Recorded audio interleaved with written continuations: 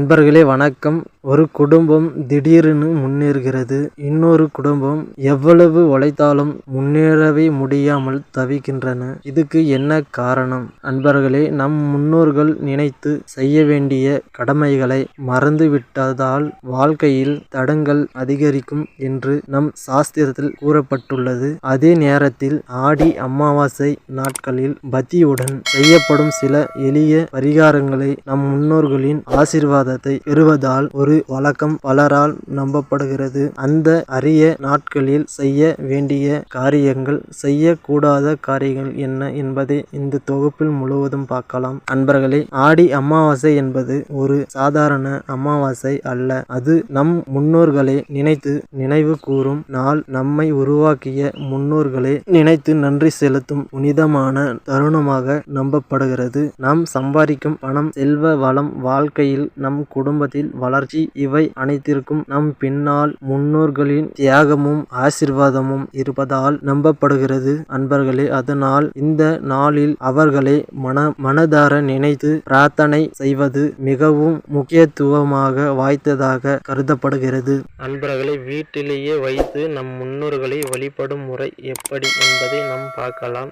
நம் முன்னோர்கள் புகைப்படத்தை ஒன்று சுத்தம் செய்து வைத்து அந்த புகைப்படத்து முன்பு ஒரு வாழை இலை விரிக்க வேண்டும். அதில் உங்கள் முன்னோர்களுக்கு பிடித்த உணவு சமைத்து வைக்கலாம். இனிப்பு பண்டங்கள் வாங்கி வந்தும் வைக்கலாம். வெத்தலை பாக்கு வைத்து அதன் மேல் வாழைப்பழம் வைத்து ஆப்பிள், ஆரஞ்சு, இனிப்பு பண்டங்கள் அனைத்தும் அந்த வாழை இலையில் வைத்து நம் முன்னோர்களுக்கு பிடித்த ஆடைகள் வாங்கி வைக்கலாம். அவங்களுக்கு தேவையான பொருட்கள் அனைத்தும் வாங்கி அந்த படையலில் வைத்து நம் முன்னோர்களை வழிபடலாம். இந்த பூஜையில் முக்கியமான ஒரு விஷயம் இருக்குது. என்ன என்றால், கருப்பு எள்ளெண்ணெய் சேர்த்த நல்லெண்ணெயில் தீபம் ஏற்ற வேண்டும். இந்த தீபத்திற்கு நம் முன்னோர்களை ஈர்த்து கொண்டு வந்து நமக்கு வேண்டிய வரங்களை வாங்கி கொடுப்பது இந்த தீபத்தின் நீதி ஆகும். இந்த கருப்பு எள்ளெண்ணெய் தீபத்தை நம் முன்னோர்கள் வழிபாடு செய்வது மிகவும் சக்தி வாய்ந்த வழிபாடாக. இதில் நமக்கு வேண்டிய வரத்தை கொண்டு வந்து நமக்கு கொடுக்கும். நம் முன்னோர்கள் ஆசி முழுவதும் நமக்கு கிடைக்கும். அடுத்து ஏழை எளியவருக்கு என்ன பொருட்களை தானம் செய்யலாம்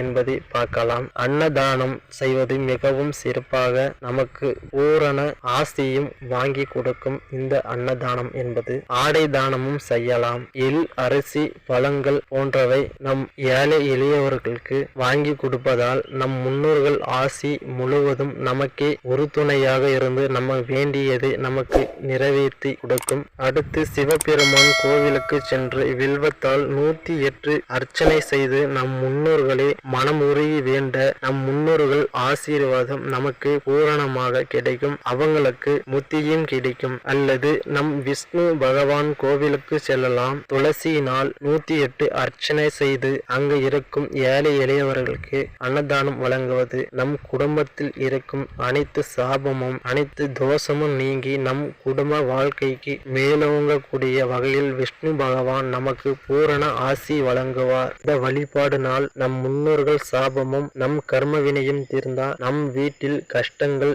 ஏதுமே இல்லாத, எந்த ஒரு தடையும் இல்லாமல் செல்வ வளம் வந்து கொண்டே இருக்கும். வியாபார விருத்தி ஆகும். கடன் பிரச்சனைகள் தீரும். நம் குடும்பத்தில் இருக்கக்கூடிய சிக்கல்கள், சண்டை சச்சரவு அனைத்தும் தீரும். நம் முன்னோர்கள் ஆசியும் சிவபெருமான் விஷ்ணு பகவான் ஆசியும் முழுவதும் நமக்கு முழுமையாக கிடைக்கும். இந்த ஆடி அமாவாசை தவற விடாதீர்கள். ஒரு முக்கிய உண்மை, பரிகாரம் என்பது வெறும் சடங்கு அல்ல.